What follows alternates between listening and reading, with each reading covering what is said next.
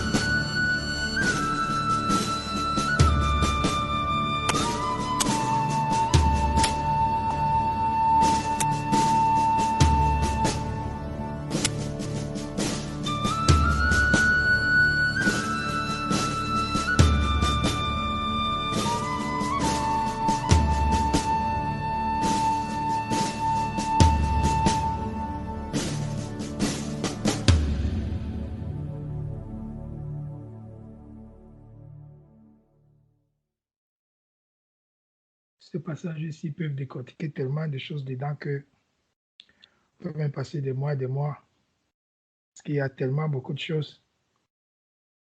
Mais l'essentiel, c'est comme tu as dit, la résistance avec la parole. Parce que sinon, autrement, on pouvait se poser beaucoup de questions. Comment le diable parvient-il à transporter le Seigneur? C'est lui notre roi, c'est lui notre Dieu, c'est lui notre chef de guerre. Mais comment est-ce que, et ce qui est encore, on peut pousser même la question plus loin, mais comment il vient le transporter quand le Seigneur est en plein jeûne? C'est-à-dire que jeûne et prière.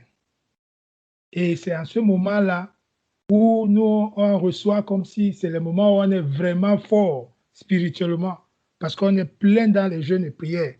Mais comment, plein dans les jeûnes et prières, l'ennemi vient transporter le Seigneur? Ça, c'est des questions vraiment à se poser. Mais, pour ma part, ce que je comprends jusqu'ici, par la grâce du Seigneur, c'est qu'il faut comprendre que, en tout cas, je comprends ici que l'ennemi observe nos mouvements. Il observe nos mouvements. Il observe, il cherche à sonder même nos prières. En fonction de ce que tu pries, en fonction de tes projets, il se présente presque toujours en premier. Parce que ici, le Seigneur ayant fait 40 jours, un homme, quand tu fais 40 jours, ce qui est sûr, c'est que tu as faim après. La Bible dit qu'il a eu faim. Mais pourquoi l'ennemi n'est pas venu lui proposer la royauté en premier lieu, par exemple? Ou bien le royaume de la terre en premier lieu? Pourquoi il n'est pas venu lui proposer, je ne sais pas, autre chose bien pour nous, les humains, par la dimension du Seigneur, mais pour nous, les humains, tu fais 40 jours. Subitement, on ne vient pas te proposer, je ne sais pas moi, le travail, la maison, ou le mariage, ou les enfants, non. On cherche toujours à te proposer la chose là où on sent que tu peux être faible et qui est en rapport avec les besoins charnels. Parce que c'est là-bas où l'homme chute toujours. Très souvent, quand il s'agit des besoins charnels, c'est très rapide. C'est-à-dire que comme dans le jardin, les cinq sens, tu regardes. Dès que tu regardes, ça te plaît. Donc ici, c'est des choses qui me marquent beaucoup à chaque fois quand je lis ce passage, la manière que lui transporte le Seigneur pour lui montrer les royaumes de la terre. Peut-être certainement en vision, parce que pour lui montrer tous les royaumes de la terre, à un instant, on suppose que c'est en vision. Ce n'est pas qu'il a pris un royaume sur un royaume sur un royaume sur un royaume. Je ne sais pas, mais je crois que ça doit être en vision. Mais comment il parvient maintenant à lui montrer tous les royaumes de la terre? Donc, pour ma part, le premier aspect, c'est justement ces besoins charnels. Tu as besoin de manger, le Seigneur a faim. Donc, très souvent, quand on est face à une situation, ça peut être le mariage, ça peut être les fruits des entrailles, ça peut être même le travail ou bien même la guérison. Parfois, tu es malade, tu pries, tu es là en train d'attendre le Seigneur. On t'ouvre une porte. Je connais quelqu'un là-bas, lui, il traite seulement avec les zèbres, avec les plantes. On ne viendra jamais dire que c'est un marabout qui traite avec les esprits. On te dit seulement qu'il traite avec il soigne avec les plantes. Donc pour moi, justement, il y a ce combat-là à faire toujours attention des premières propositions que nous recevons, surtout quand on est dans les tentations, dans les jeûnes. Parce que la tentation de l'ennemi, ça vient toujours dans ces situations-là pour essayer de t'affaiblir, de te décourager. Mais comme tu disais, le frère, c'est justement, c'est la parole. Et ça, la parole, on ne peut pas résister.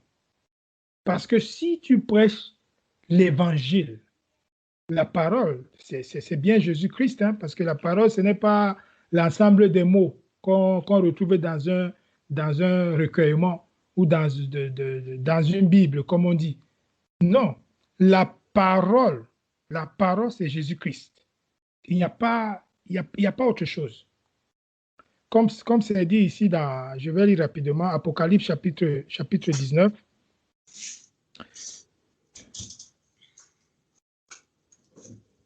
Apocalypse chapitre 19. Je vais lire à partir du verset 11. Puis je vis le ciel ouvert, et voici parut un cheval blanc. Et celui qui était monté dessus s'appelle Fidèle et Véritable. Et il juge et combat avec justice. Et ses yeux étaient comme une flamme de feu. Il y avait sur sa tête plusieurs diadèmes. Il avait un nom écrit que personne ne connaît, si ce n'est lui-même. Il était revêtu d'un vêtement teint de sang, et son nom s'appelle la parole de Dieu. Amen. Quand on lit la suite, on voit que c'est le chef d'armée, hein, il est devant et puis les autres armées le suivent. Donc, la parole de Dieu, comme tu disais, Seigneur, frère Serge, c'est la parole. Or, si tu viens quelque part, quelqu'un te dit, je vais te prêcher la parole, ou bien quelqu'un t'invite, il y a quelqu'un qui prêche la parole là-bas. C'est vraiment, il a une parole non inspirée de Dieu. Si tu arrives dans ce milieu-là, et que la personne ne prêche pas Jésus, en tout cas, pour ma part, je sors. Pour ma part, je sors. Parce que l'évangile est centré sur le Seigneur. Paul essayait même dans l'Ancien Testament pour essayer de montrer que l'Ancien Testament, c'est de Jésus qu'on parlait. Donc, l'évangile est basé sur le Seigneur. Et pour nous, la parole de Dieu, c'est Christ. C'est pour que quelqu'un présente Christ. Donc, quand on médite la parole, c'est pour grandir justement dans la connaissance de Christ, la connaissance du Seigneur. Qu'est-ce qu'il attend de nous? Quelles sont les choses qu'il a prévues pour nous? Donc, c'est ça le Seigneur, on ne peut pas résister. Sans le Seigneur, la parole, on ne peut pas résister. Quel que soit ce que tu peux faire, quel que soit le nombre de jours de jeûne que tu peux faire, quand la tentation vient, si tu n'as pas la parole, tu peux être séduit. Quelle que soit ta connaissance, si ce n'est pas avec le Seigneur, tu ne peux pas résister. Donc ici, pour moi, ça me frappe beaucoup du fait que malgré que on a proposé la nourriture, disons comme ça, de transformer les pieds en pain, donc en quelque sorte de faire un miracle. Mais le Seigneur s'est appuyé sur la parole. Et même d'autres propositions, le Seigneur s'est appuyé toujours sur la parole. Mais comme tu disais, ce que tu disais, c'est que l'ennemi connaît aussi la parole. Mais sauf qu'il n'a pas l'Esprit de Dieu. Parce que tu peux bien connaître la parole, mais si tu n'as pas l'Esprit de Dieu, cette parole-là peut devenir un moyen de séduction envers les autres. Parce que les oubliés trompeurs, ils connaissent bien la parole. Quand ils viennent, il ne va pas te parler d'autre chose. Les enfants du Seigneur, c'est comme les abeilles et le miel. Les enfants du Seigneur, ils aiment sentir la présence du Seigneur. Et donc, partout on parle du Seigneur, partout ils sentent que non, ici c'est le Seigneur. Ils sont toujours attirés. Or, si quelqu'un n'a pas l'Esprit de Dieu, cette connaissance-là peut devenir un moyen de séduction pour atteindre leur fin et leur but. Donc l'ennemi, bien qu'il connaisse la parole, il n'a pas l'Esprit de Dieu. Donc cette parole-là peut être la séduction pour beaucoup, mais pour les enfants du Seigneur, ils vont se retirer. Donc c'est quand on cherche la parole, la connaissance, grandir, rassurons-nous que nous sommes dans la marche avec l'Esprit de Dieu. Que nous ne la cherchons pas d'une manière charnelle, que nous nous laissons conduire par l'Esprit du Seigneur. Donc il y a cet aspect-là aussi, de regarder que quelqu'un peut bien connaître la parole, mais faisons attention, si cette parole-là, on sent que c'est conduit par l'Esprit du Seigneur. Parce que tu peux tomber sur des personnes qui ont vraiment de la connaissance. Mais quand tu pries, tu sens toujours une résistance. C'est-à-dire que quand tu es... Parce qu'il y a quelque chose que j'ai observé, il y a quelque chose vraiment que le Seigneur me fait parfois quand je regarde. Je ne suis pas dans la culpabilisation, je ne suis pas dans le jugement.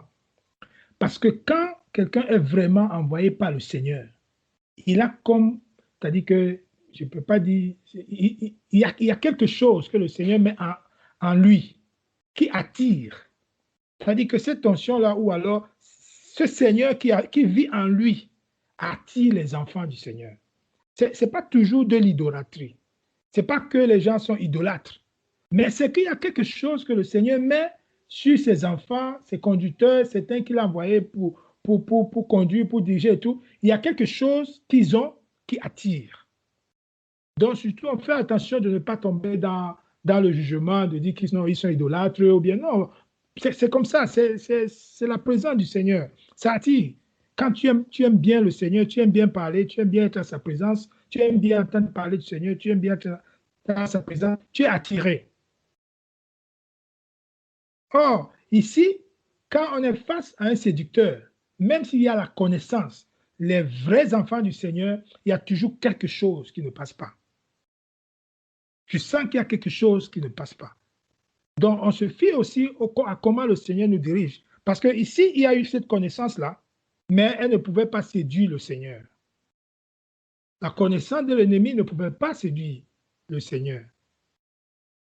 Donc, de faire aussi attention souvent à la connaissance qui peut nous être présentée, parce que parfois, derrière, il peut y avoir des chutes à cause de cela.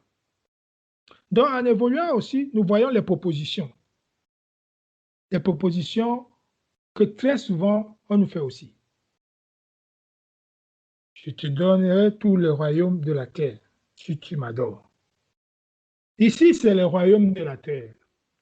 Mais, à notre niveau, quels sont les types de propositions qu'on peut avoir? Ça ne peut pas être forcément qu'on te donne les royaumes de la terre. Mais est-ce qu'il n'y a pas d'autres types d'aisance, de propositions dont nous faisons souvent face? C'est quoi la proposition que l'ennemi donne, que parfois c'est subtil, tu ne vois pas? Est-ce que c'est une vie d'aisance? C'est une vie de voyage? C'est une vie de quoi? Quelle est cette proposition-là que tu sens que ici, ce n'est pas vraiment le Seigneur? Parce qu'à ce niveau-ci, c'est le royaume de la terre qu'on a proposé. Or, dans le royaume de la terre, qu'est-ce qu'on voit derrière? On voit la domination. On voit la gloire. Parce qu'au fait, il était en train de proposer ce que je comprends ici, je peux me tromper bien sûr, vous allez me corriger. Ce que moi je vois ici derrière cette proposition-là, c'est la gloire sur les hommes. C'est la domination sur les hommes. Parce que si on te donne chef du royaume, c'est que tu prendras la gloire. Tu vas dominer les gens. Or, c'est ce qui arrive très souvent pour ceux qui dirigent les peuples et les nations. Ils ont cette gloire-là qui tire des humains et en plus, ils les dominent. Or, au niveau du Seigneur, quand le Seigneur t'établit, c'est pour que toi, tu deviennes serviteur des autres. C'est-à-dire que celui qui est plus grand soit celui qui sert. Or, quand le Seigneur te propose, il t'établit, mais toi, tu deviens plutôt serviteur. Parce qu'un conducteur, il n'est pas servi par les brebis. Lui, il sert les brebis. Il les conduit vers des verts pâturages. Il les conduit vers des eaux paisibles. Donc, le berger, normalement, est au service des brebis. Or, quand on regarde la gloire qui est proposée ici pour les royaumes, on se rend compte que c'est les brebis qui servent les bergers. C'est-à-dire qu'un président de la République, après ses 5 années de mandat, il a encore le droit, durant toute sa vie, d'avoir la sécurité assurée par la police nationale pour certains pays. Il a le droit de voyager dans l'avion national toute sa vie, aussi longtemps qu'il sera sur la terre. Il a le droit, je crois, je ne sais plus combien de nombre de voyages pour un pays là que je connais. Il va voyager jusqu'à la fin de sa vie. Les avantages du poste. Il sera toujours gardé jusqu'à il meurt. Donc, et quand il voyage comme ça, ce n'est pas que c'est gratuit. Non, ça entre dans les frais des contribuables. C'est-à-dire que ce que les brebis, entre guillemets, cotisent, payent comme impôt, c'est ce que lui va utiliser jusqu'à la fin des temps. Or, il était venu servir. Mais en réalité, il s'est seulement servi. Ils vont se voter les lois qui vont lui donner tous les privilèges jusqu'à la fin de leur temps. Or, dans la parole, celui qui est élevé, entre guillemets, celui qui doit diriger, entre guillemets, il est au service des brebis. Or, la proposition ici qu'on voit que l'ennemi fait au Seigneur, c'est pour lui donner, pour qu'il puisse tirer la gloire des nations, qu'il puisse en gros les dominer au fait. Or, nous devons faire attention de ne pas tomber dans ces pièges parce que parfois le Seigneur peut peut te donner une grâce. Il faut que cette grâce-là, tu la mettes à la disposition de l'Église.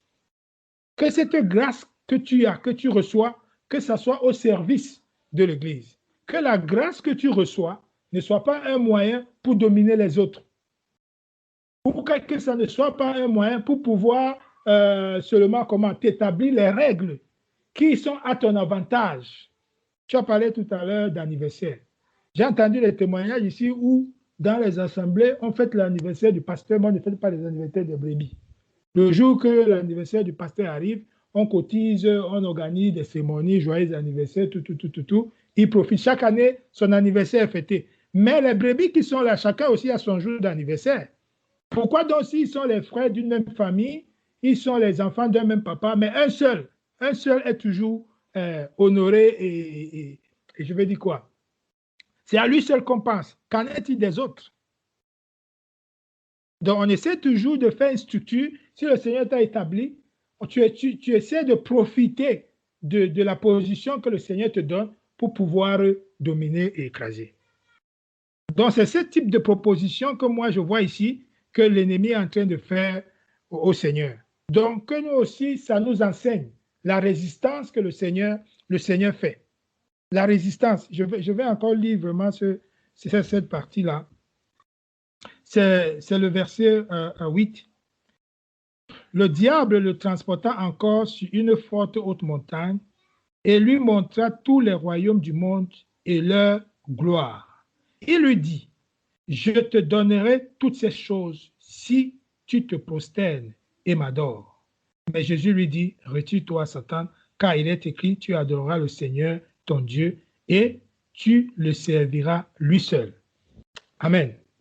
Parce que ici, ça sent seulement l'aspect que toi, tu prends les services. Au lieu que tu sois au service du Seigneur. Parce que le Seigneur dit, si tu m'aimes, paie mes brebis. Quand tu paies les brebis du Seigneur, tu es en train de servir le Seigneur. Le fait que tu t'occupes, le fait que tu prends soin, tu penses, tu pries, tu jeûnes, tu prends soin des brebis du Seigneur, c'est le Seigneur que tu es en train de servir. C'est lui que tu es en train de faire du bien. Pas forcément directement, oui, on peut voir ces brebis qui sont là, qui reçoivent tout ce que le Seigneur leur donne à travers toi ou à travers l'œuvre que tu fais, mais l'arrière-plan, c'est le Seigneur que tu es en train de servir. Donc, moi, je vois cette gloire ici qu'on propose aux humains, et malheureusement, cette gloire-là qui écrase. Donc, quand tu fais quelque chose dans l'Église, parce que le Seigneur t'a mis à cœur, tu fais aux frères et aux sœurs, malgré qu'il y a toujours des tribulations, forcément, tu fais ça pour le Seigneur. Nous connaissons les paraboles de Matthieu chapitre 25. Je vais lire rapidement Matthieu chapitre 25.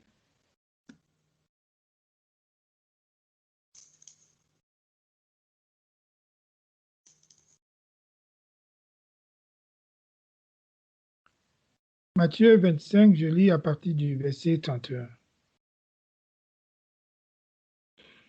Or, quand le Fils de l'homme viendra environné de sa gloire et accompagné de tous les saints anges, alors il s'assiera sur le trône de sa gloire.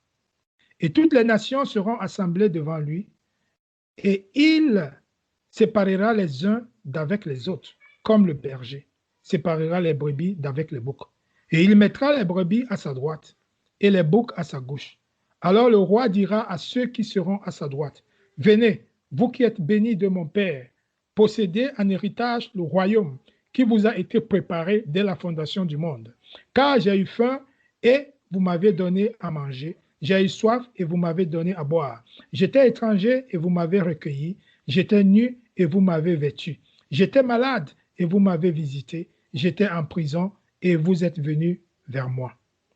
37. Alors les justes lui répondront, Seigneur, quand t'avons-nous vu avoir faim et quand t'avons-nous donné à manger ou avoir soif et t'avons-nous donné à boire? Quand t'avons-nous vu étranger et t'avons-nous recueilli ou nu et t'avons-nous vêtu? Ou quand avons-nous vu malade ou en prison et nous sommes allés vers toi? Et le roi répondant leur dira, je vous le dis en vérité, toutes les fois que vous avez fait ces choses à l'un de ces plus petits de mes frères, c'est à moi que vous les avez faites. Amen. Donc ce sont les prescriptions et les règles. Ce sont la vérité que le Seigneur a prévue.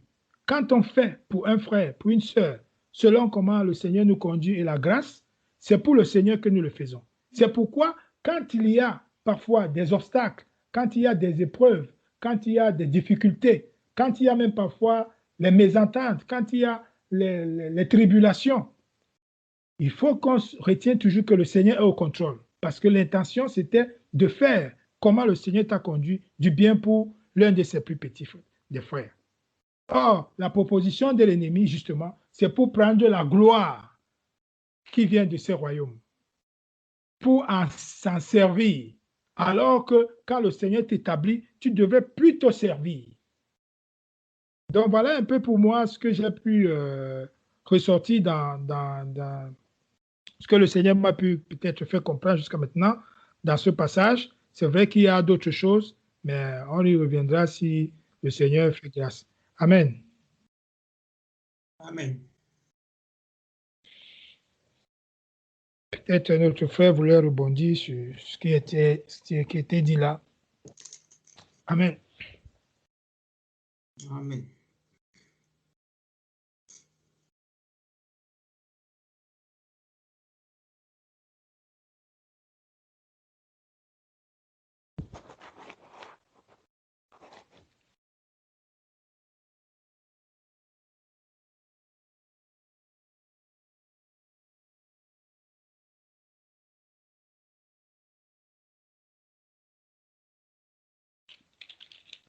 Alors, shalom, ma sœur.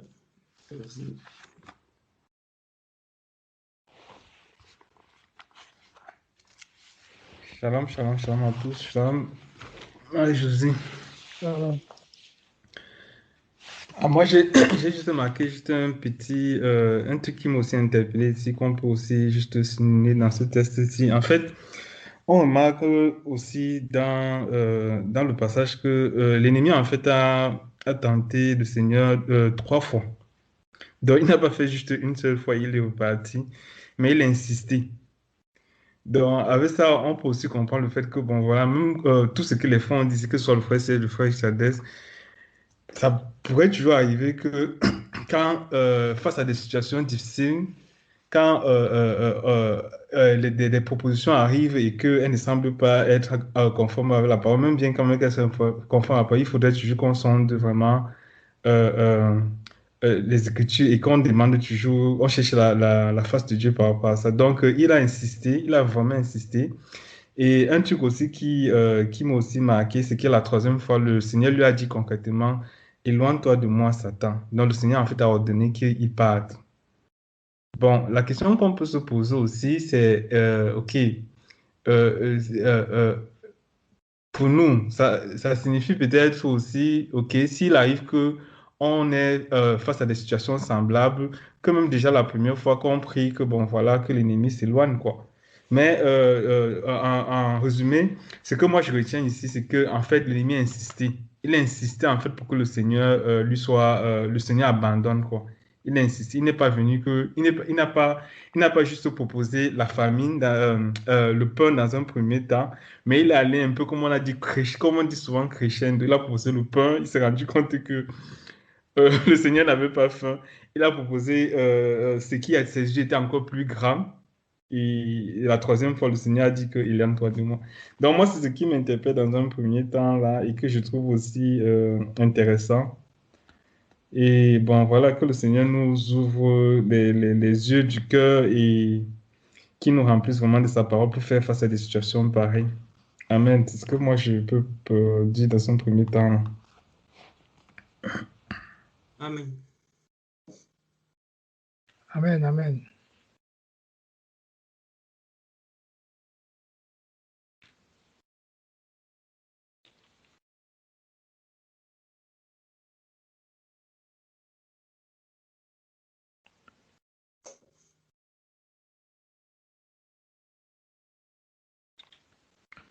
Ce que tu as dit, frère Macha, justement, on peut lire quelque chose on peut lire le même récit dans Luc chapitre 4 aussi.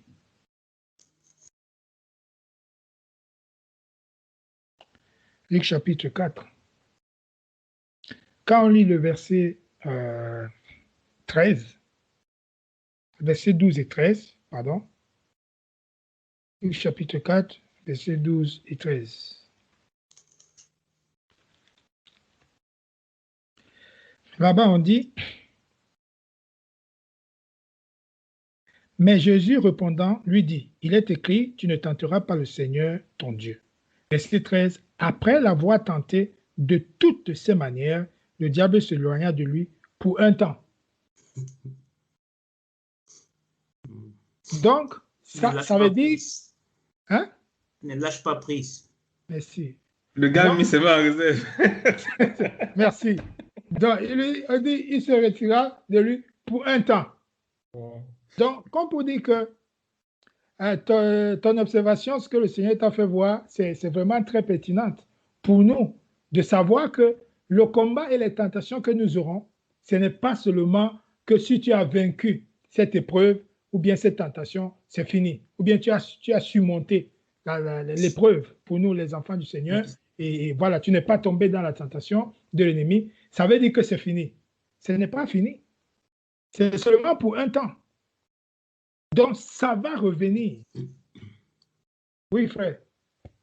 Je crois que c'est pour ça que le Seigneur dit que veillez, car le diable rôde comme un lion rugissant, cherchant qui va dévorer. Donc, il met en stand-by, il regarde, il cherche. Amen. Donc, il va revenir. C'est systématique. Donc, en réalité, notre vie, chaque jour, est faite des tentations que l'ennemi nous pose. Mais c'est la grâce du Seigneur qui fait que parfois, on ne se rend même pas compte. C'est quand ça devient trop élevé là, qu'on se rend compte que, mais là, ici, ça devient sérieux. C'est un peu comme le frère disait dernièrement que ne pense pas que si toi, tu entres en prière, tu commences à lever les prières, pas le type de prière gentil, hein. Tu commences à lever vraiment les prières contre le camp adverse, ne crois pas qu'il n'y aura pas de retour, il n'y aura pas de représailles. Ne pense pas que ça va se laisser faire comme ça. Non, quand tu prends l'engagement, tu es déjà entré dans la guerre. Tu es déjà entré dans le combat. Tu dois te conduire comme un soldat, avec toutes les règles qui vont avec. Les règles de discipline, la rigueur qu'il faut, comme le frère tu partageais vendredi, que tu te levais à 5 heures ou 4 heures pour méditer. Donc, il y a des règles que tu te fixes comme un soldat. C'est comme quelqu'un qui s'enlève le matin pour faire son entraînement avant d'aller faire autre chose. Donc, quand tu entres déjà dans ce combat-là, il faut que tu saches que le camp adverse, lui, ne dort pas. Il n'a pas de boulot à faire, il n'a pas de loyer à payer, il n'a pas, je ne sais pas moi, il n'a pas d'impôt à payer, il n'a pas d'activité à... Non, tout ce que lui, il a comme... tout ce qu'il fait de son temps, c'est pour nous pousser à tomber. C'est à nous pousser à s'éloigner du Seigneur. Donc, c'est seulement pour un temps. Dans un autre passage, on dit, en attendant, en espérant une occasion favorable. Oui, comme la sœur dit, moissonner les âmes. Donc, ce n'est pas quelque chose que si aujourd'hui il y a eu combat sur ton fils, il est sorti de la situation ou de la guérison ou bien même d'un dossier qui a finalement accompli, ça ne s'arrête pas là. Ça ne s'arrête pas là. Ça, c'est seulement une grâce qui a été accordée, mais l'épreuve arrive encore, où la tentation sera là. Donc, c'est à nous d'être, c'est pourquoi tu as mentionné tout à l'heure de bouclier. De bouclier. Pourquoi on fait allusion à toutes ces choses? Bouclier, l'armure du combattant, c'est ça. La ceinture, quand on parle de ceinture, ce n'est pas parce que la ceinture, tu vas tenir un pantalon. La ceinture, là, ce n'est pas parce que tu vas tenir un pantalon. La ceinture, là, c'est parce que tu as l'épée.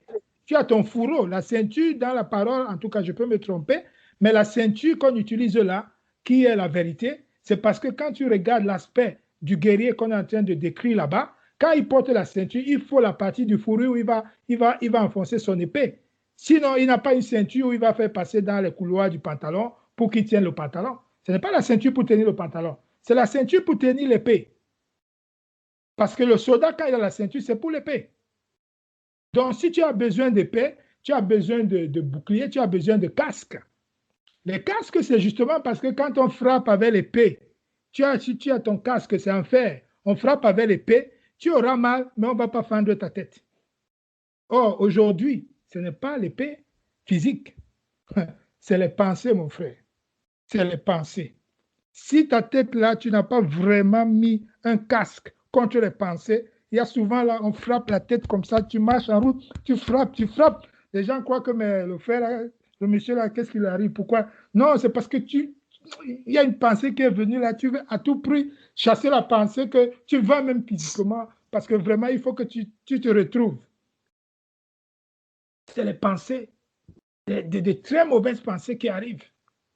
Tu es au boulot, toi, tu es en train de faire quelque chose, une pensée, une situation qui s'est déroulée il y a peut-être 15 ans dans un pays, ça va te retourner là-bas pour dire que non, si tu pouvais même faire comme ça. Non. Donc, si tu n'es pas protégé par la méditation, les psaumes, tu n'es pas toujours comment je vais dire, dans ces exercices de piété, ces pensées viendront. Ces pensées ne vont jamais cesser de venir parce qu'ils sont là, ils regardent. Dès que tu ouvres l'instant, tu baisses un peu la garde comme ça, tu n'es pas en train de méditer dans l'esprit, tu n'es pas en train de prier, tu te emballes dans des projets trop charnels là, du coup les pensées viennent. La pensée, ça vient seulement fort.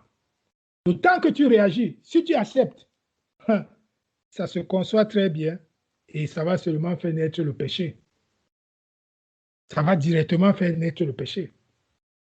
Dans cette occasion-là qu'il a laissée, c'est aussi pareil. On dit que l'occasion qu'il attendait là, c'est à la croix.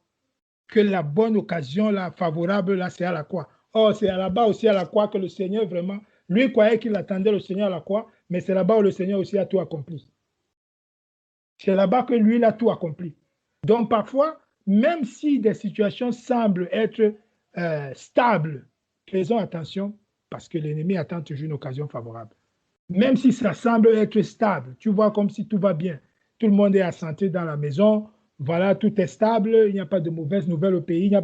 Ça, c'est des situations, il faut beaucoup se méfier. C'est pas que, il faut pas que ça soit toujours chaud ou bien qu'il y ait toujours des difficultés. Non, la vie chrétienne, ce n'est pas aussi seulement les difficultés. Ou bien ce n'est pas parce que tu as trop de difficultés que toi, tu as une bonne vie chrétienne. Ce n'est pas comme ça. Le Seigneur avait aussi des moments où on parfumait ses pieds. Oui, frère Serge. Veille au matin, quand un ciel sans nuage semble annoncer un jour calme et serein. Amen. C'est ça que tu parles. Amen. Merci, mon frère. Que le Seigneur nous bénisse. Amen. Donc, tu vois, ne vois pas comme si la journée va bien s'annoncer, il n'y aura pas de pluie. Tu commences à t'agiter. Non, fais attention. Ce n'est pas parce que tout est calme. Ce n'est pas parce que ça montre que tu es... Il y a des gens qui, chaque année, ils vont faire un bilan de santé. Tu entres chez le médecin, tu sors là-bas, tout est parfait. On dit, mais madame, vous avez un cœur d'une fille de 15 ans. Mais quand on vous regarde vraiment, votre rythme cardiaque, vous faites du sport, non. Mais tout est bien, vous êtes comme si, ça c'est le monde. Si tu n'es pas dans le Seigneur, ça c'est une fausse calme. Parce que tu vas sortir chez le médecin là, 2 mois seulement après. Mais il y avait quelque chose qui était déjà trop avancé, on ne pouvait même plus te soigner. Donc, c'est pourquoi, pour nous, on n'a pas à attendre que le malheur arrive. On n'a pas à attendre qu'il y ait des tentations. On doit toujours prier. C'est comme si on consomme seulement en réserve. On doit toujours prier, toujours veiller. Même si physiquement, on a l'impression qu'il n'y a pas d'effet, les gens n'ont pas crié, les gens ne sont pas tombés, il n'y a pas eu les paroles de connaissance, les gens ne sont pas tombés en Australie. Non. Ce n'est pas parce qu'il n'y a pas eu ces choses-là que ces prières n'ont pas été efficaces.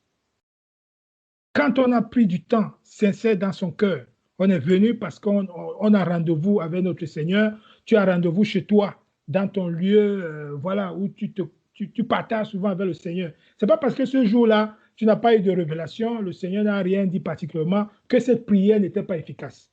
Elle est toujours efficace. Elle est toujours efficace. Parce qu'on nous demande de prier sans cesse. On nous demande de prier sans cesse. Et si il arrivait que tu as un calme ou bien quelque chose qui semble être comme un calme, mais écoute, mon frère, la parole nous demande de chanter. Tu chantes, tu adores. Parce que pour le moment, il n'y a rien. Ton adoration, là, ça permet aussi de rendre une certaine forme de stabilité, de gloire au Seigneur. Lisons un peu dans Jacques chapitre 5.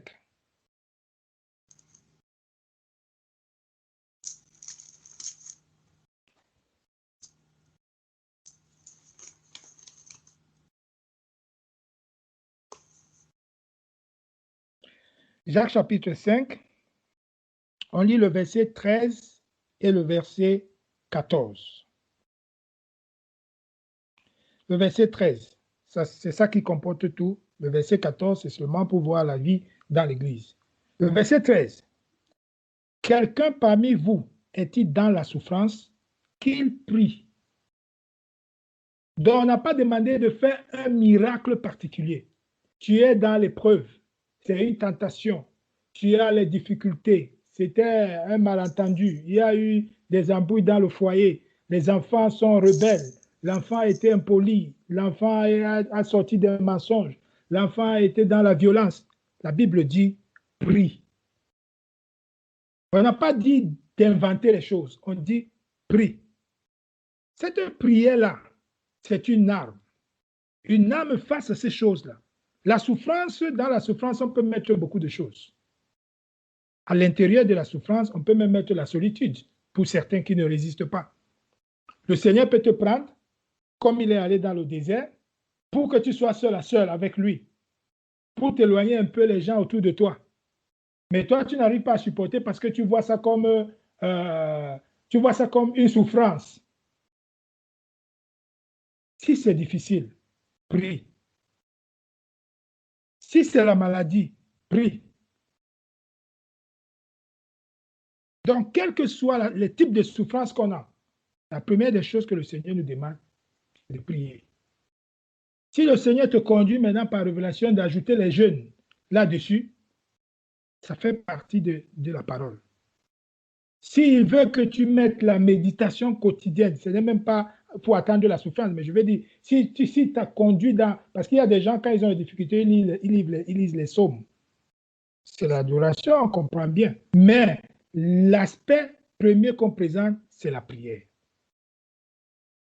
Quelles que soient les difficultés qu'on traverse, on prie. Le deuxième volet, il dit, quelqu'un est-il dans la joie qu'il chante? Donc, quand tu vois que le Seigneur vraiment a accompli, a exaucé une prière, il y a la joie dans le cœur. Parce que le Seigneur aussi, parfois, il permet que ses enfants puissent être dans la joie pour un ou autre événement. Il peut exaucer les prières. Peut-être c'est une guérison tant attendue, peut-être c'est le fruit des entrailles, peut-être c'est un travail, pourquoi pas. Ce n'est pas toujours diabolique d'aller travailler et nourrir sa famille. Peut-être c'est un enfant qui a obtenu un diplôme, même si ce n'est pas le Seigneur qui a créé ce type d'université-là, mais quand même, le Seigneur peut permettre qu'il y ait de la joie, qu'on chante, qu'on adore. Donc, quand les choses semblent être stables, parce que nous, les êtres humains, très souvent, nous sommes comme ça, quand il n'y a pas trop de combat et tout, on fléchit un peu. C'est la chair qui fait s'enfléchir un peu dans les prières. Donc, on chante. Si c'est le moment de calme pour nous, on chante. Le Seigneur avait accordé une longue période de paix pendant la royauté de Salomon. Donc, le Seigneur peut nous accorder une longue période comme ça de paix dans notre foyer, avec nos enfants, dans le métier, même dans la marche chrétienne. Tu peux avoir des moments où c'est vraiment calme. Et le Seigneur accorde cela. Il te donne du repli. Il te donne du repos.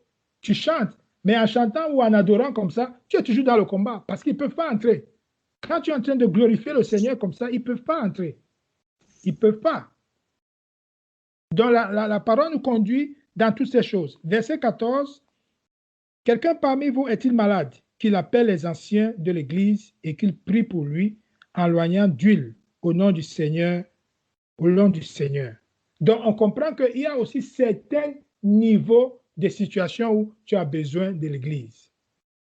Donc c'est cet aspect-là que je voulais aussi arriver, que ces combats qu'on a chaque jour, ces tentations, parfois tu ne peux pas les mener seul. Tu as besoin des frères et sœurs qui te soutiennent. Tu as besoin qu'ils te soutiennent. Tu ne peux pas toujours tous les combats penser que toi seul tu vas te lever en prière et tu vas avoir la solution. Le Seigneur voudrait que nous partagions nos grâces. Il y a ceux qui ont eu le don de guérison. Ta maladie, c'est un frère qui va prier et le Seigneur passe par lui pour t'accorder cette guérison-là. Donc c'est pourquoi de ne pas fermer les portes, de penser que c'est nous qui devons tout faire de nous-mêmes, prier nous-mêmes, gêner nous-mêmes. Non, parfois avec l'Église, comme tu dis avec ton fils tout à l'heure, Serge, avec l'Église, quand il y a déjà 1, 2, 3, le Seigneur au milieu. Et parfois, il peut passer par une sœur, il peut passer par un frère pour nous soutenir dans ces combats. Parce qu'il arrive souvent qu'à cause des épreuves que nous traversons, certaines personnes ont reçu une grâce de courage. D'autres ont reçu une grâce où ils n'ont pas peur. D'autres ont reçu une grâce particulière de savoir encourager. Quand tu es découragé, lui, il a les paroles d'exhortation, il te remonte. Parce que tu peux avoir une situation où tu n'as pas vraiment le moral. Une situation où tu es vraiment abattu. On ne peut pas vivre sa chrétiennité seul. On ne peut pas à chaque fois penser qu'on se suffit. Il faut toujours mettre en évidence que certains frères ou certaines sœurs ont reçu certaines grâces, que forcément, c'est pourquoi l'unité dans le corps est toujours nécessaire. Dans les combats que nous traversons, ou bien les obstacles ou parfois les tentations que l'ennemi nous pose, pensons aussi de solliciter le soutien des frères et sœurs. Amen. Amen. Amen, amen.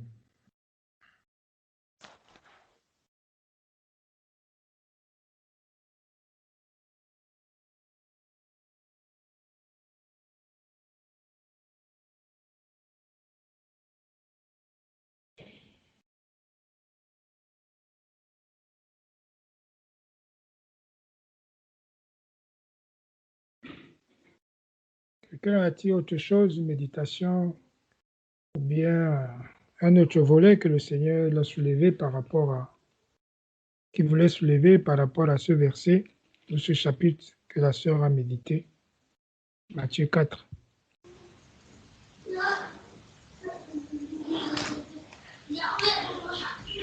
Veille au matin du frère Serge, numéro 200. Amen. Veille au matin, quand un ciel sans nuage semble annoncer un jour calme et serein. C'est dans ton cœur peut gronder l'orage qui fait tomber le pèlerin. Veille au matin, veille le soir, veille et prie toujours. Veille à midi, quand les bruits de la terre font oublier le céleste séjour. Trouve un instant pour être solitaire dans la prière et dans l'amour. Veille au matin, veille le soir, veille et prie toujours. Veille le soir, quand se fait le silence, pense aux bienfaits de ton céleste ami. Cherche avec soin sa divine présence, verse en son cœur tout ton souci. Veille au matin, veille le soir, veille et prie toujours. Veille toujours, en tout lieu, à toute heure, car l'ennemi te guette à chaque instant. Pour se glisser dans la sainte demeure, où doit régner le Tout-Puissant. Veille toujours, en tout lieu, à toute heure, car l'ennemi nous guette à chaque instant. Pour se glisser dans la sainte demeure, où doit régner le Tout-Puissant. Veille au matin, veille le soir, veille et prie toujours. Veille au matin, veillons le soir, veillons et prions toujours. Amen. Amen. Amen. Gloire à Dieu. Gloire à Dieu. Amen. Amen.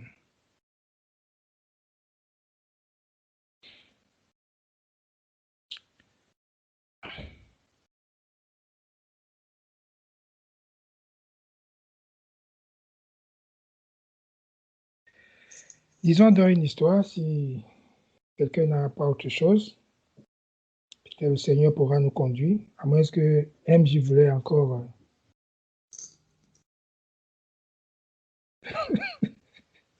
Amen. Donc, lisons une histoire dans le livre de 1 Samuel chapitre 17.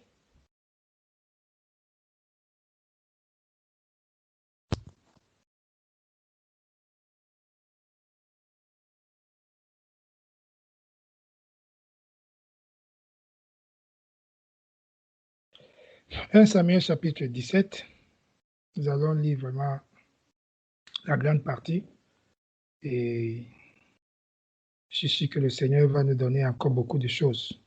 Amen. Je lis à partir du verset 17. 1 Samuel chapitre 17, à partir du verset 17.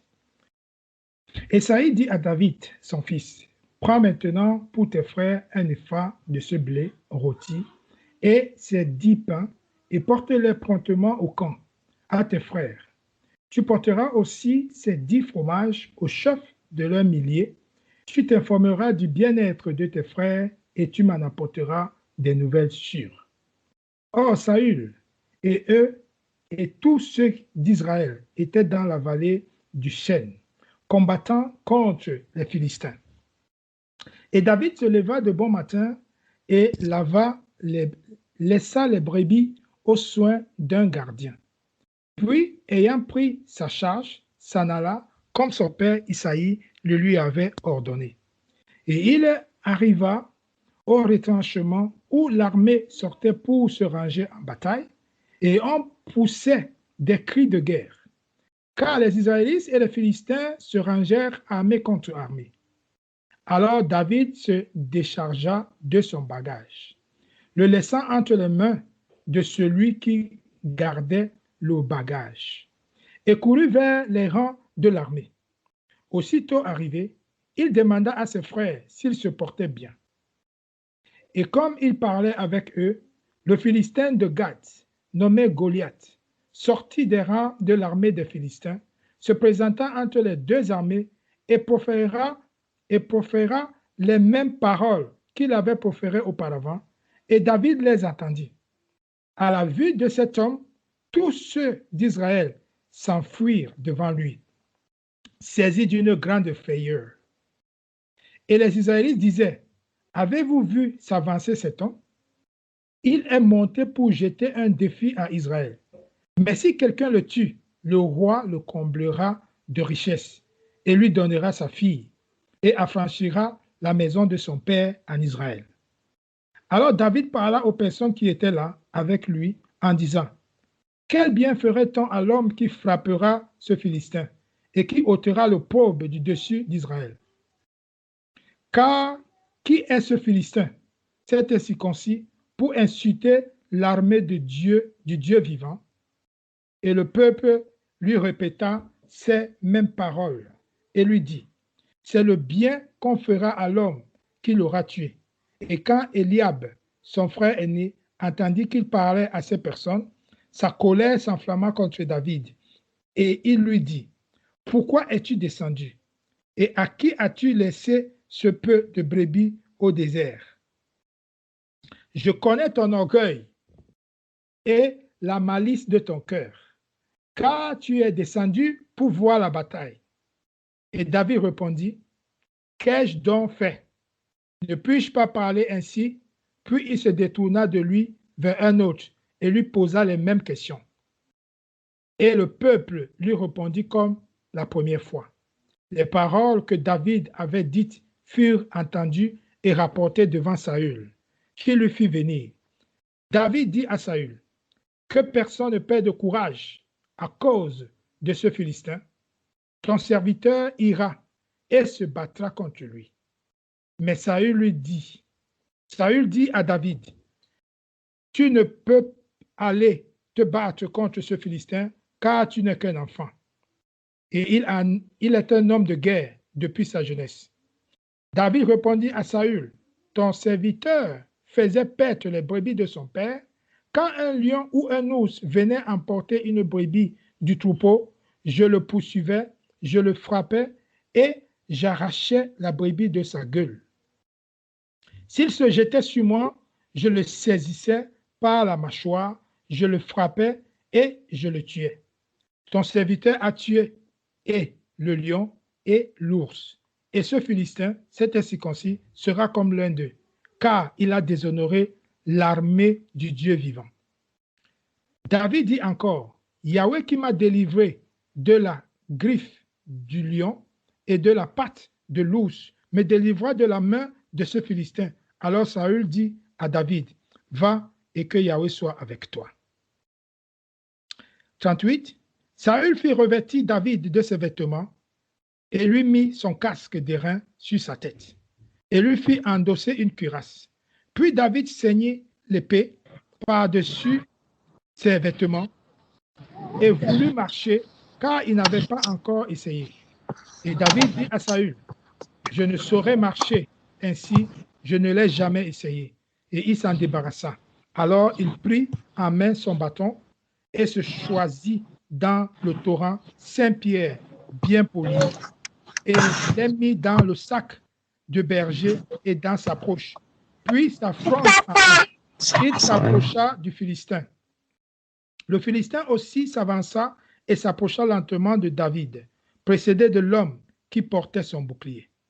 Le Philistin regarda, et lorsqu'il vit David, il le méprisa, car ce n'était qu'un jeune garçon, roux et beau de figure. Le Philistin dit à David, « Suis-je un chien pour que tu viennes contre moi avec des bâtons? » Et le Philistin maudit David par ses dieux.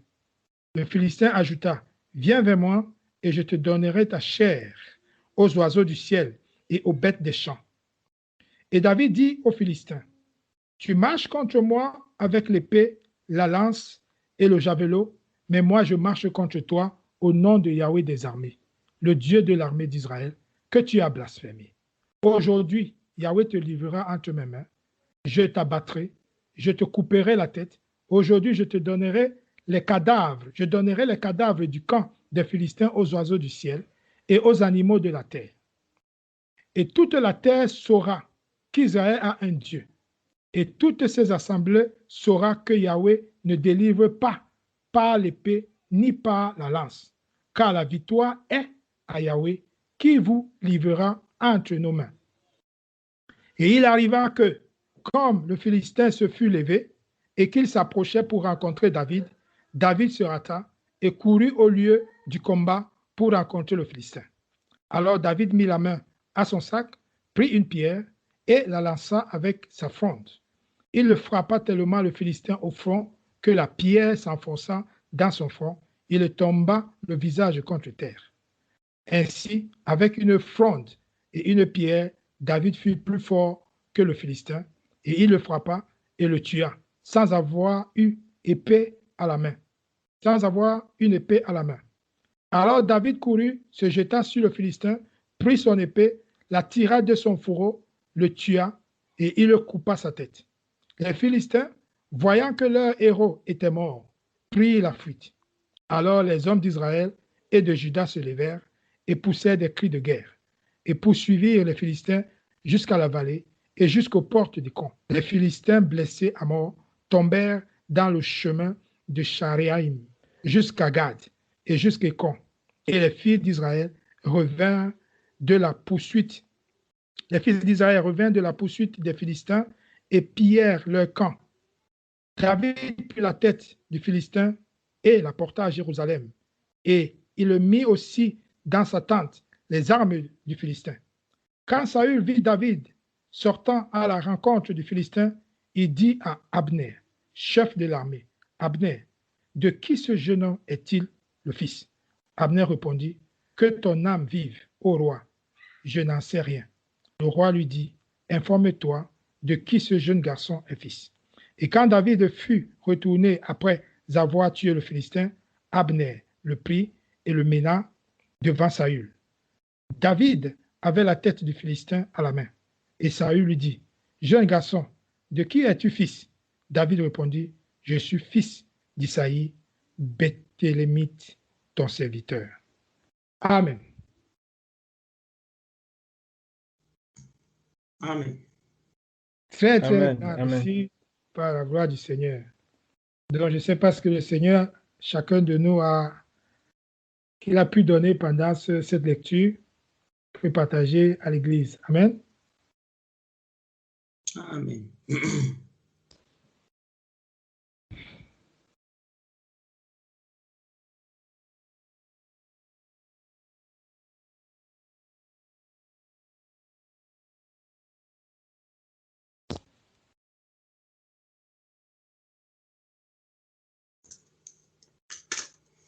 Amen. Amen.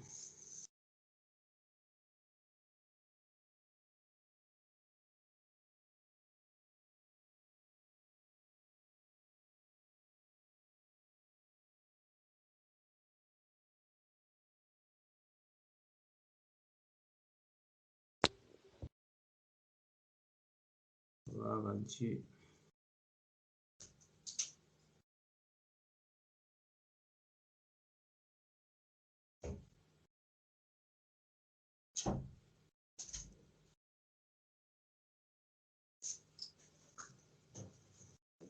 Oui, frère, qu'est-ce que vous pouvez dire à l'Église? Qu'est-ce que vous pouvez encourager l'Église par rapport à ce passage?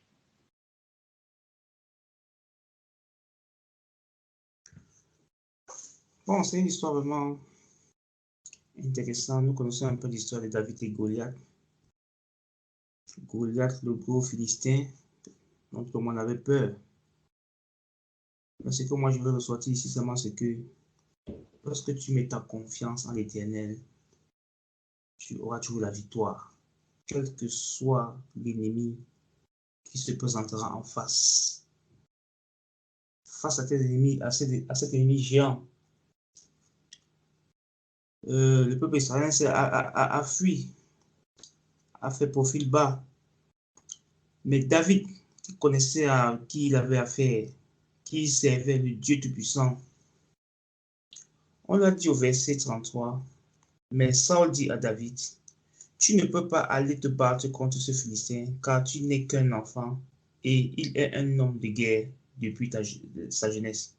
David répondit à Saul, ton serviteur faisait perdre des brebis de son père, quand un lion ou un ours venait emporter une brebis du troupeau, je le poursuivais, je le frappais, et j'arrachais la brebis de sa gueule.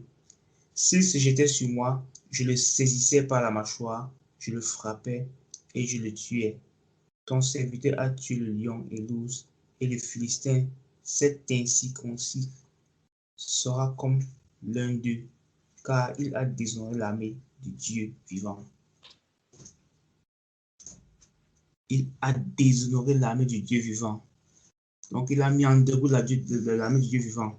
Mais pourquoi cette armée a été mise en déroute? Parce qu'ils n'ont pas eu confiance vraiment dans le Seigneur. Mais on voit ici que le roi David a mis sa confiance dans le Seigneur. Il savait que celui qu'il sait est le Dieu Tout-Puissant. Il est l'Éternel des armées. Et qu'avec lui, il y a toujours la victoire. La victoire. Je vais encore continuer en disant ici.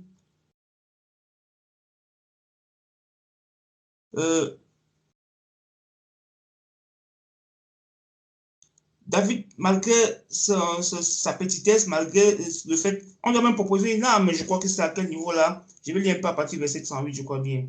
Saul fit revêtir David de ses vêtements et lui mit son casque d'airain sur sa tête et lui fit endosser une cuirasse. Puis David ceignit l'épée par-dessus ses vêtements et voulut marcher, car il n'avait pas encore essayé. Et David dit à Saul, je ne saurais marcher ainsi. Je ne l'ai jamais essayé. Et il s'en débarrassa. Alors il prit en main son bâton et se choisit dans le torrent 5 pieds bien poli et les mit dans le sac de berger et dans sa poche. Puis s'affronta à la main et s'approcha du Philistin. On te propose les armes de guerre, les chars, tout ça, machin dessus. Donc, comme tu n'as pas été habitué à ça, mais il savait sur quoi il comptait. Il a préféré aller prendre sa fronde. Imagine-toi la fronde par rapport à une arme de guerre automatique. Tu prends ta fronde avec des cailloux. Il savait sur qui il comptait. Goliath, avec tout l'arsenal qu'il avait sur lui, n'a pas pu vaincre ce petit David. Mais vous croyez que c'est parce que David était trop fort physiquement? C'est parce qu'en lui, il y avait la force. Il y avait une force que le Philistin, Goliath ne pouvait pas voir. C'était en fait la puissance du Seigneur, du Dieu Tout-Puissant. Et David, je dis encore, c'est parce qu'il avait mis sa confiance dans le Seigneur que le Seigneur était celui-là qui combattait pour lui. Nous disons toujours que c'est le Seigneur qui combat pour nous. Tant que nous marchons dans les voies du Seigneur, on s'attache à sa parole, on s'attache à l'obéissance à sa parole, c'est lui qui combat pour nous. C'est lui l'Éternel des armées. Et on a vu le cas ici, c'est le cas ici avec David. Muni d'une fronde et de quelques pierres, il a pu abattre le Philistin, le grand Goliath. Et on nous dit encore, je ne sais pas pourquoi j'ai souligné ça, mais je vais le lire pour savoir, à partir du verset 45.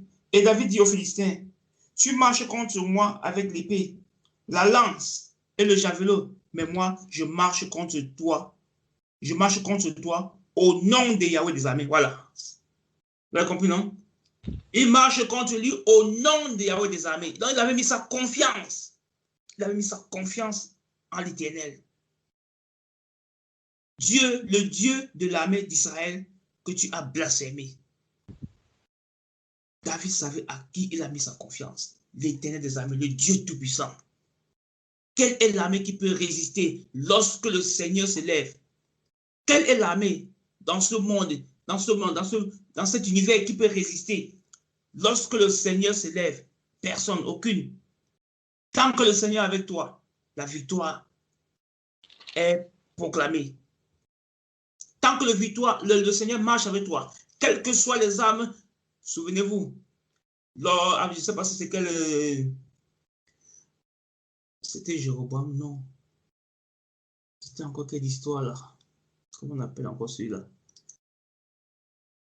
C'était question de chasser, c'était encore quel peuple là? Oh, qui peut me rappeler un peu l'histoire là où il fallait seulement au son de la trompette, hein? Il fallait crier seulement épée de Yahweh, épée de Jéroboam, c'est Jéroboam, je crois bien. Et l'ennemi devait s'enfuir. Donc, eux, ils n'avaient pas d'épée, ils n'avaient pas d'armes. Tout ce qu'ils avaient comme arme, c'était la trompette. Hein?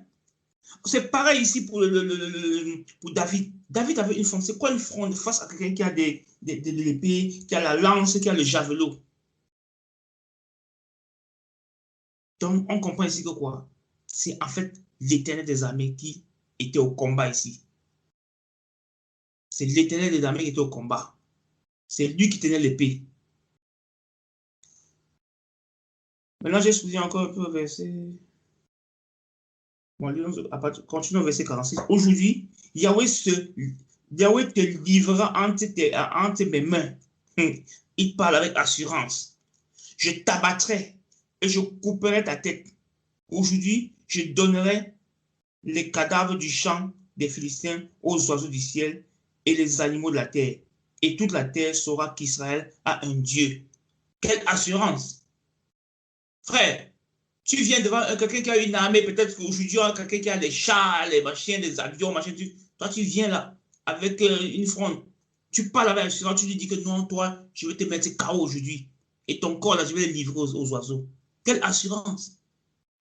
Frère, comme quoi, il suffit de mettre notre confiance dans le Seigneur. Il est tout puissant. Nous le disons chaque jour, il est tout puissant. Mettre sa confiance dans le Seigneur. Nous attacher, être plus près de lui, veiller. Lorsque nous veillons, le Seigneur est celui qui combat pour nous. Parce que nous sommes enrôlés depuis qu'il nous a attirés à lui dans une armée. Dans cette armée, il nous a dit que le combat est spirituel. Aujourd'hui, nous voyons la chose de manière physique. Mais sachant que les Goliaths aujourd'hui, qui viennent avec les épées, les trucs, tout ça, tous les gens aujourd'hui appellent des mauvaises pensées, les mauvais esprits, les démons, toutes ces choses-là. Hein? Nous devons nous armer de nos frondes. Nos frondes ici que nous on prend de Dieu, c'est quoi? Nos cailloux, c'est quoi? C'est la parole de Dieu, mon frère. Nous devons nous armer. C'est la parole de Dieu. Les armes d'Éphésiens 6. Verset 45 dit, et toute cette assemblée saura que Yahweh ne délivre pas par l'épée ni par la lance, car la victoire est à Yahweh qui nous livrera entre vos mains. Amen. Amen. Maintenant, j'avais encore souligné au verset 50, pourquoi. Ainsi, avec une fronde et une pierre, David fut plus fort que le Philistin. Il le frappa et le tua sans avoir une épée à la main. Alors David courut et se jeta sur le Philistin, prit son épée et la tira de son fourreau, le tua et lui coupa la tête. Amen. Et maintenant, quand l'histoire s'est ainsi passée, je crois qu'il est devenu le roi. C'est quel roi? Le roi, au verset 50, le roi lui dit, informe-toi de qui ce jeune garçon est. Oui.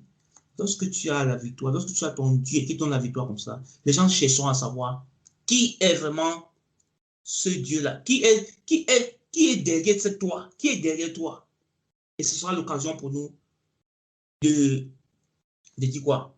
Ce sera l'occasion pour nous de témoigner de la grandeur, de la force du Seigneur, de témoigner de la grandeur du Dieu Tout-Puissant.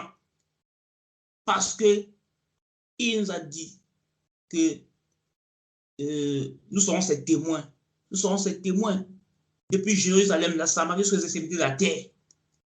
Et c'est dans nos marches, dans cette marche chrétienne, dans le combat, parce que nous sommes enrôlés dans une armée, comme je dis, dans ce combat-là, nous irons de victoire en victoire tant que nous sommes dans l'obéissance. Tant que nous sommes dans l'obéissance à la parole de Dieu. Tant que nous marchons dans ses voies. Tant qu'il nous vient en aide de marcher dans la sanctification, de demeurer dans la prière, dans le jeûne, dans la méditation à sa parole, surtout dans l'obéissance. Amen. Bon, c'est que le Seigneur m'a mis un peu à cœur. Amen.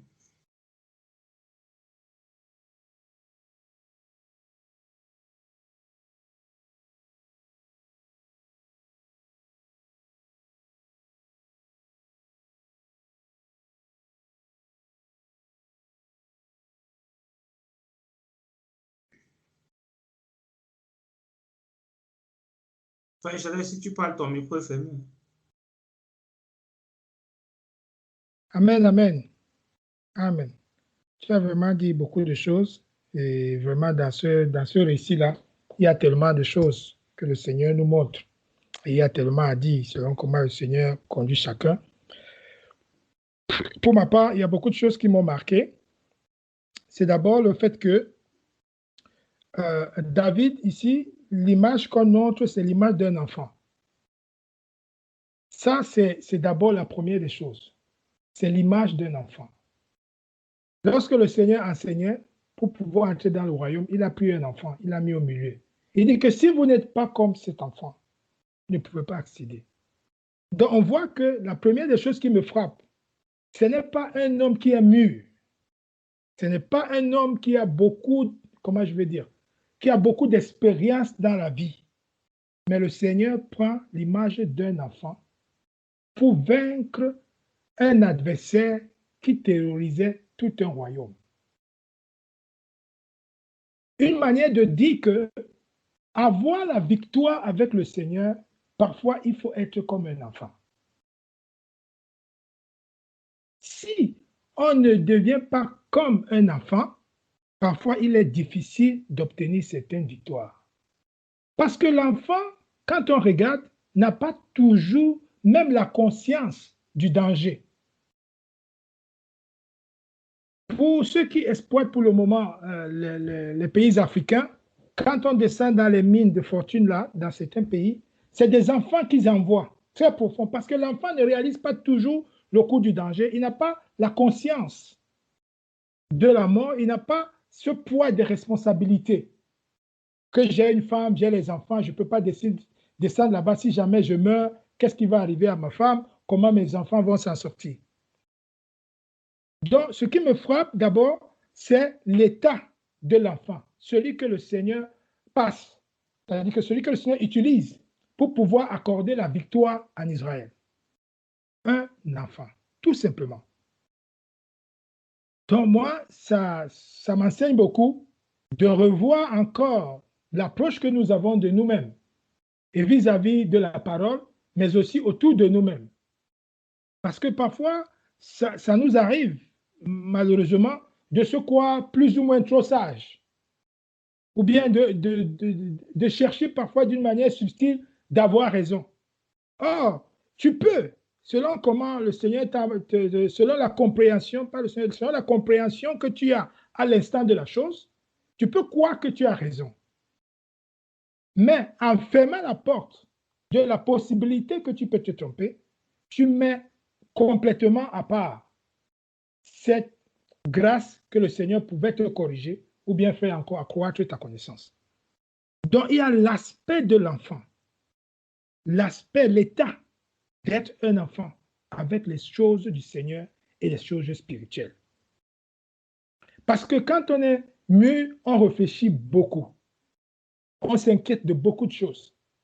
On s'inquiète de l'avenir, on s'inquiète de notre situation, on s'inquiète de la transformation. Qu'est-ce qui va m'arriver dans 5 ans? Est-ce que la situation dans laquelle je suis, est-ce qu'elle va perdurer? Mais quelle est l'issue? Mais est-ce que je me vois en train de vivre seul? Est-ce que je me vois vraiment en train de... Mes enfants n'ont que 2 ans. Est-ce que je veux vraiment les élever jusqu'à 24 ans? On se pose beaucoup de questions.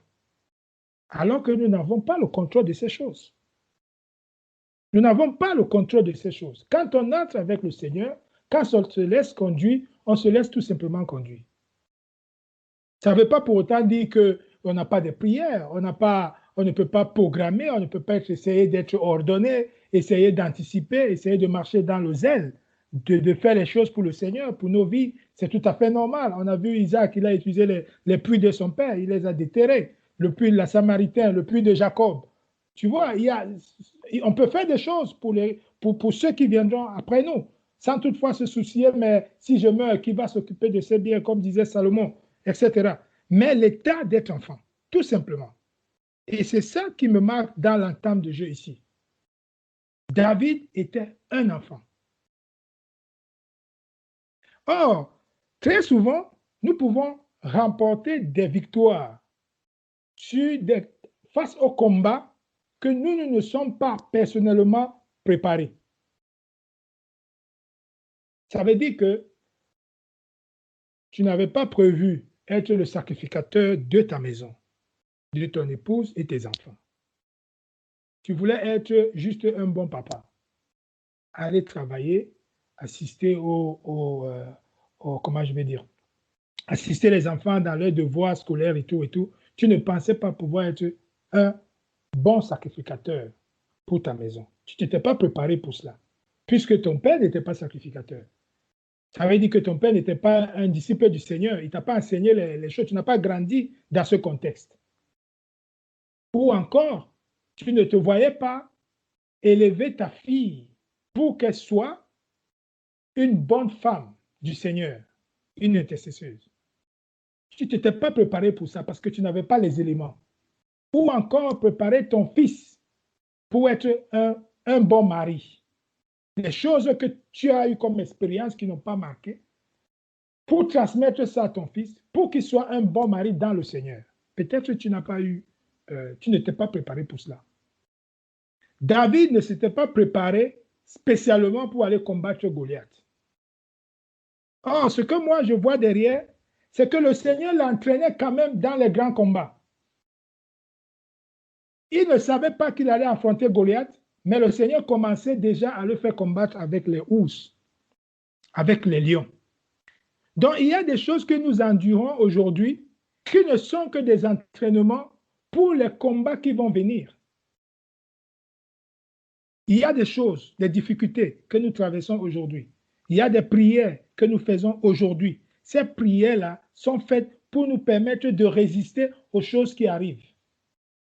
C'est pourquoi nous ne négligeons pas les petits combats. Nous ne négligeons pas les petits. Il n'y a pas de petits moments avec le Seigneur. Il n'y a pas de petites prières. Avec le Seigneur, il n'y a pas les prières sympathiques. Il n'y a pas les prières gentilles. Il n'y a pas les prières comme ça. Quand tu pries vraiment. Parce que ces prières sont nécessaires. Donc ici, moi, je reçois le fait que David était déjà entraîné aux situations plus compliquées même que Goliath. Mais le fait qu'il soit un enfant n'a pas été l'obstacle pour qu'il ne puisse pas apporter ou accorder ou bien le Seigneur l'utiliser pour la victoire pour Israël. Ce n'est pas parce que tu es nouvellement converti que le Seigneur ne peut pas t'utiliser pour apporter une victoire dans une famille déchirée. C'est-à-dire où les frères se battent pour l'héritage ou je ne sais pas, pour autre chose. Ce n'est pas parce que toi, tu es nouvellement converti que le Seigneur ne peut pas t'utiliser. On a parlé tout à l'heure de courage. Que parfois, les gens peuvent être découragés. Et on a vu ici, David est venu les remonter. Il dit, ne perdez pas courage. Donc cet aspect d'enfant m'a beaucoup frappé. Et ce que ça m'enseigne, c'est qu'il faut que je sois vraiment comme un enfant. Si je veux accéder dans ce royaume, si je veux avancer aussi dans la connaissance du Seigneur, il faut souvent se laisser conduire, écouter les autres. Même si forcément ils peuvent dire des choses erronées, le Seigneur va corriger. Mais au moins écoutez. Restez ouvert, écoutez aussi les autres. Laissez aussi les autres échanger, partager.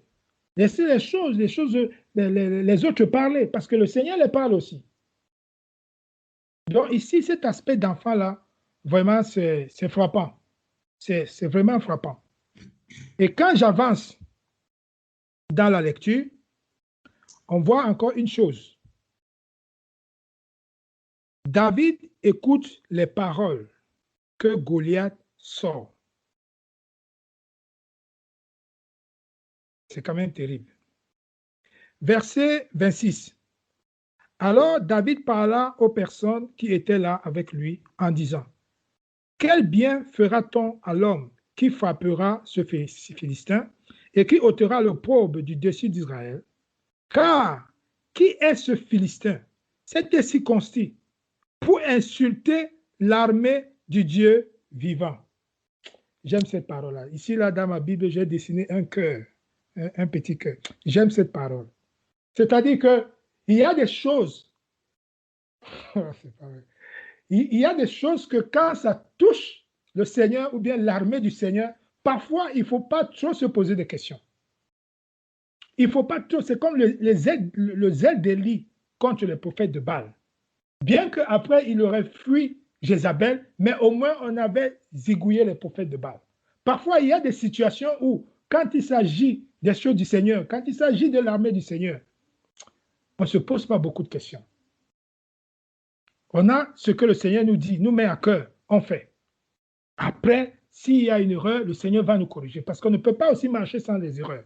Ce sont les erreurs aussi qui constituent la correction, non seulement pour nous, mais aussi pour éviter que d'autres ne viennent tomber dans ces erreurs.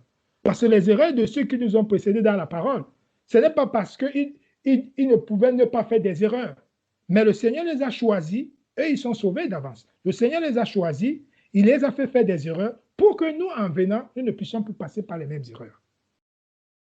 Donc ici, ces paroles de David, moi, j'aime beaucoup ça. Il dit, quel est cet incirconcis pour insulter l'armée du Dieu vivant?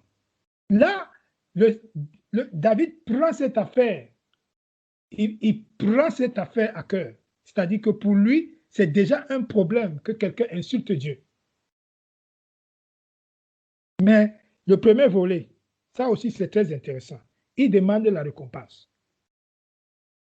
Qu'est-ce qu'on donnera? Quel bien fera-t-on à l'homme qui frappera ce Philistin?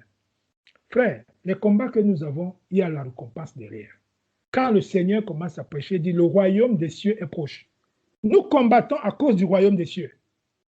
Ce n'est pas pour une autre chose. Parce que ce qui est sur la terre sera détruit. Nous combattons tout ce que nous faisons là. C'est pour le royaume, c'est pour entrer au royaume. Ce n'est pas seulement pour recevoir la gloire qu'on est disciple du Seigneur, ou simplement pour montrer qu'on est chrétien. En tout cas, je ne sais pas pour les autres, mais moi, je combats pour le royaume. Je combats pour que tout ce qu'on m'a dit ici, ce que je vois, je lis, la gloire du Seigneur, les bontés, les mains circulantes, toutes ces choses-là, c'est dans le royaume. Je veux vivre ça. Donc, je m'accroche parce qu'il y a un royaume qui est promis. Et comme le Seigneur a promis, il accomplit. Donc, on ne peut pas seulement marcher, prier, jeûner, on n'a pas de but. Non, le but, c'est d'entrer dans le royaume. Donc, il demande quand même que ferait-on à l'homme? Donc, le Seigneur nous a promis un royaume. Il nous a promis une vie éternelle. Donc, on se bat aussi par sa grâce. Pas que c'est ça qui va faire qu'on va se sauver. On ne se sauve pas, on se comprend, c'est le Seigneur qui nous sauve. Mais nous travaillons pour notre salut, comme la parole le dit. Ce n'est pas parce qu'on a fait des choses plus ou moins spirituelles qu'on va forcément entrer. C'est le Seigneur qui fait entrer, c'est lui qui a les clés. Mais on se bat parce que nous sommes nous sommes les disciples qui nous lisons, on nous dit sanctifie, on nous dit fais l'œuvre, on nous dit prie, on le fait. Parce qu'on dit qu'il y a une récompense derrière. Donc David a quand même demandé quel bien on fait à l'homme. Bien qu'il sait quand même qu'il ne peut pas accepter qu'on insulte le Dieu, mais il demande quand même le bien. Donc nous marchons parce que nous savons qu'il y a des promesses aussi derrière. Donc quand j'avance maintenant, il y a quelque chose qui m'a aussi frappé, que j'ai souligné, le frère de David. Quand Eliab, son frère aîné, entendit qu'il parlait à ces personnes, sa colère s'enflamma contre David.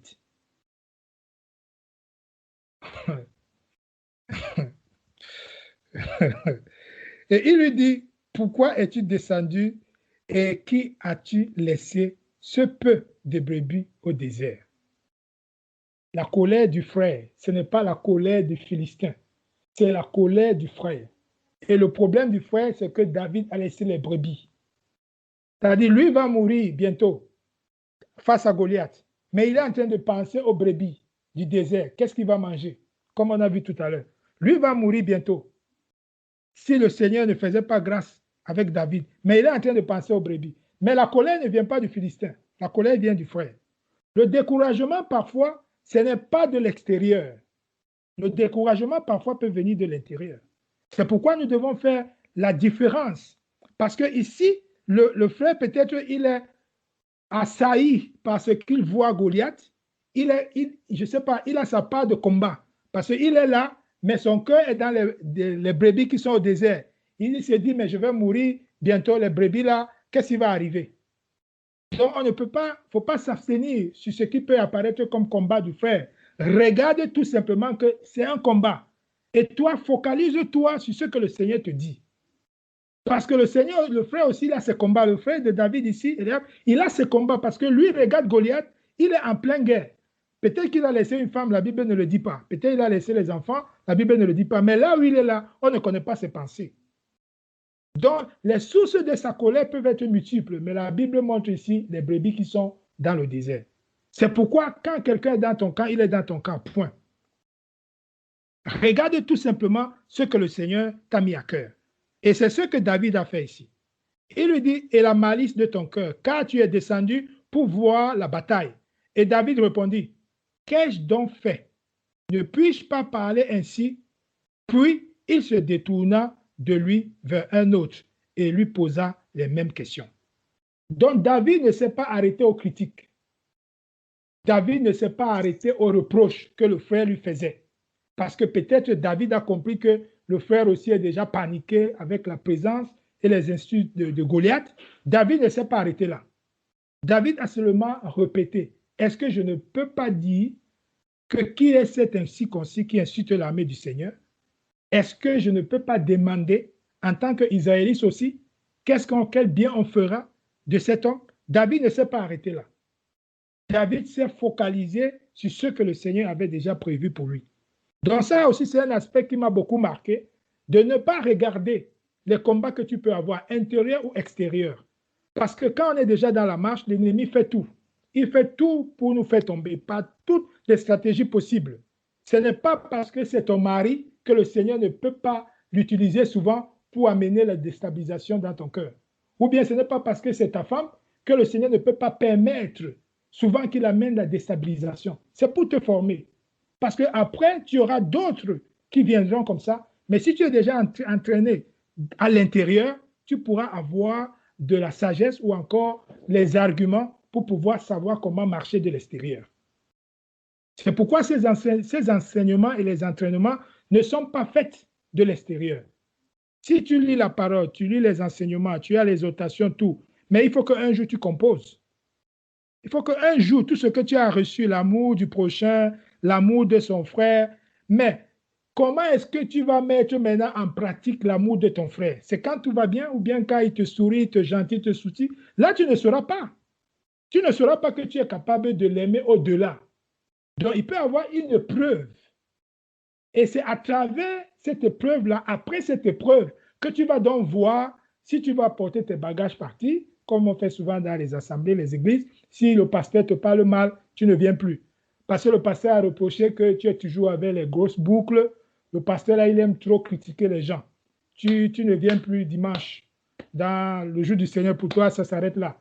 Parce que la sœur t'a dit, ah, ma sœur, quand tu chantes, tu es toujours en habit trop serré là. Il faut voir que vraiment, tu es une chrétienne. Parce que la sœur t'a dit ça, tu ne viens plus.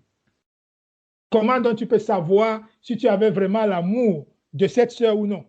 Parce que si tout va bien, tu ne peux pas savoir.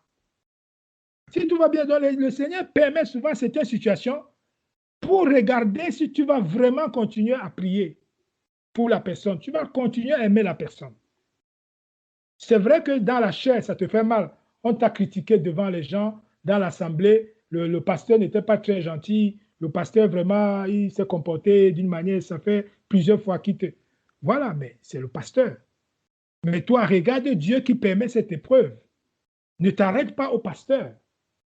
Ou ne t'arrête pas à la sœur. Ce n'est pas parce que vous êtes ensemble, vous avez fait le lycée ensemble, le collège ensemble, vous êtes devenus chrétienne le même jour, comme étant maintenant porté, elle a attiré ton attention sur un fait, du coup ça devient une jalouse. Donc David ne s'est pas arrêté à cela. Et ceci ne l'a pas découragé. Il a regardé l'objectif qui est Dieu qu'on est en train d'insulter. Qu'il faut enlever cette probe en Israël. Et ça m'a aussi, j'ai beaucoup aimé. La suite, c'est comme on a dit tout à l'heure, verset 32, David dit à Saül, que personne ne perde courage à cause de ce Philistin. Le Philistin aujourd'hui, ici dans la Bible, c'est Goliath. Mais nos Philistins, ça peut être ta régularisation dans un pays. Le Philistin, ça peut être ta régularisation dans un pays étranger. Le Philistin, ça peut être un handicap que tu as physiquement, qui te décourage de faire tout, de te présenter, de parler même devant les gens, à cause de cet handicap-là. Tu n'aimes pas sortir. Le Philistin, ça peut être une sœur, hein? c'est ta femme, hein, mais très compliquée quand elle est fâchée. Très, pour ne pas dire trop bizarre, mais on dit seulement très compliqué. Hein. On s'arrête, on essaie un peu de soigner, mais on dit très compliqué quand elle est fâchée. Tu vois, non? Il ne faut pas que ça te décourage, parce que le Seigneur va faire une œuvre. Dans les épreuves. Voilà, le Seigneur va faire, dans ces épreuves, le Seigneur va faire. Le Philistin, mon frère, ça peut être ton papa et sa tradition. Il ne lâche pas. Chaque fois qu'il t'appelle, c'est la tradition. Il n'y a pas une fois qu'il ne t'appelle pas sans parler de la tradition. Il ne faut pas que ça te décourage de l'appeler. La seule demande compliquée comment? Attends, je vais t'expliquer. Le Philistin, ça peut être ton frère avec les problèmes d'argent. Lui, il a toujours les problèmes d'argent. C'est-à-dire que quand il t'appelle, c'est l'argent. Quand il t'appelle, quand le téléphone sonne, donc, tu secoues, c'est l'argent. Pardon. Le Philistin, ça peut être ça. Mais il ne faut pas que ça te décourage d'aimer ton frère avec ce manquement. Je veux dire ton frère physique hein, dans la famille. Donc, il ne faut pas qu'il y ait une situation à côté de nous qui va nous décourager. Ça peut être le malentendu que tu as au sein de la famille. Que cela ne t'éloigne pas de la famille. Ce n'est pas parce qu'il y a malentendu, il y a des points de divergence, que ce n'est plus ta famille, que tu ne peux pas prier pour elle, tu ne peux pas l'aimer, tu ne peux pas continuer à demander la miséricorde pour cette famille. Le Philistin, ça peut être beaucoup de choses. Mais c'est à nous de ne pas perdre courage. Parce que ce Philistin qui est là, le Seigneur va toujours le ôter. Quelle que soit la force qu'il a, il va le ôter.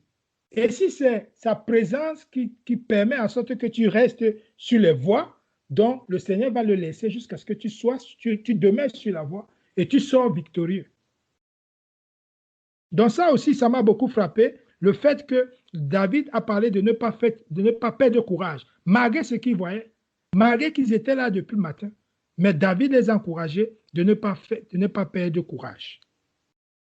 Ensuite, il y a le CV, les choses que le Seigneur fait dans l'anonymat.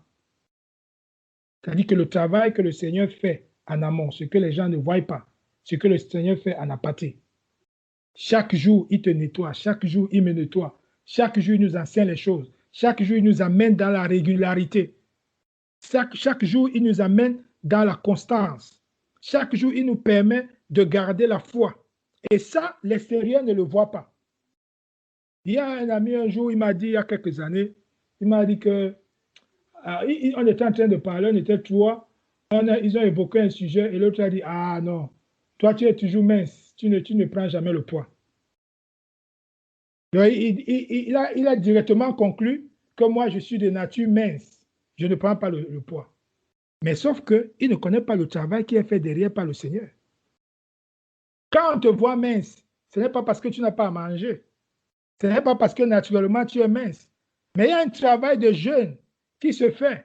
Il y a un autre travail qui se fait là que le monde ne voit pas, mais on te qualifie seulement que toi tu es mince. On va voir que tu as 55 ans, mais tu es comme un enfant de 25 ans. On dit que toi tu es bastos. Tu ne vieillis pas. Parce que les gens ne voient pas le travail de sainteté, même dans ta ration, même ce que tu fais. Moïse, en mourant, il avait la force d'un enfant de 25 ans. Les gens, ça, là, ils ne voient pas. Ce n'est pas parce que tu vois le frère, il est mince, ou la soeur, elle est mince, que tu dis qu'elle ne prend pas le poids. Les gens ne voient pas. Donc, c'est ici. David tuait le lion, il tuait l'ours, l'armée de Saül, dont il avait la responsabilité, ne voyait pas ça. Il ne savait pas le travail qui était fait en amont. Ce qui donnait le courage à David. Et ça, les gens très souvent ne savent pas. Et c'est quand tu traverses les épreuves dans l'anonymat que tu es plus fort quand tu sors. Parce que quand les épreuves vont venir, les gens sont souvent très surpris de ta position.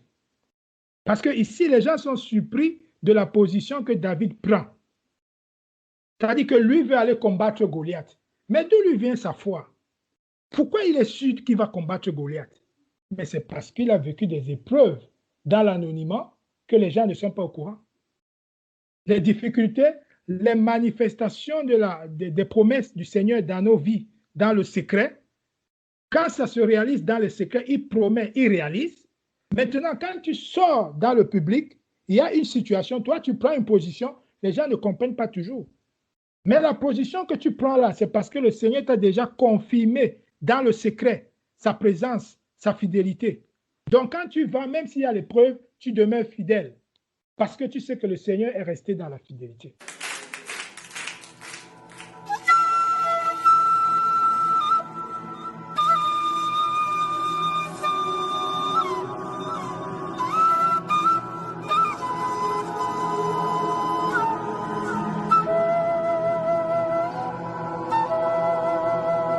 Il y aura en divers endroits des tremblements de terre. Vous entendrez parler de guerre et de bruit de guerre. Lorsque vous verrez ces choses arriver, gardez-vous d'être troublés. Relevez la tête, votre délivrance approche. L'esprit et l'époux se disent bien, que celui qui entend dise bien, celui qui a soif